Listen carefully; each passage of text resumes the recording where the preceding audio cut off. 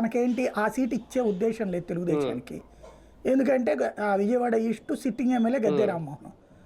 దాంతోపాటుగా ఆ నియోజకవర్గంలో ఉన్న తెలుగుదేశం నాయకులకి చాలామందికి అవినాష్తో పడదు, దేవినేని కుటుంబంతో పడదు.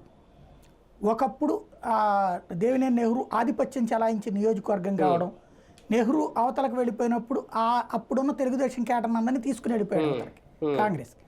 ఆ మిగతా వాళ్ళని హెరాజ్ చేశాడు అప్పుడు తెలుగుదేశం పార్టీ వాళ్ళని. చాలామందిని దాడులు చేయడమా కొట్టడమా ఇట్లాంటివి చాలా జరిగినాయి వీళ్ళ అనుచరులు.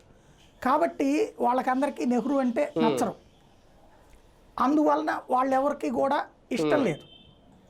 అందుకనినే అయితే ఆ తర్వాత మళ్ళీ చంద్రబాబు నాయుడు దేవినేని నెహ్రూని పార్టీలో చేర్చుకోవడంతో ఖచ్చితంగా అనుకున్నారు. అవినాష్ దురదృష్టం ఏంటంటే ఎలక్షన్స్కి ముందే నెహ్రూ చనిపోరు. నెహ్రూ చనిపోయిన తర్వాత పోయిన ఆ సింపతితో సీట్ ఇస్తారని ఆశించారు కానీ ఇవ్వాల. దానివల్ల దెబ్బతిన్నాడు అక్కడ అవినాష్. ఇక ఇప్పుడు అక్కడ తెలుగుదేశం పార్టీ ఇంకా ఆయనకి ఎందుకు ఇస్తుంది సీటు? ఇంకోటి, తెలుగుదేశానికి అవినాష్ లేకపోతే రాజకీయం లేదనుకోవడానికి ఏం లేదు.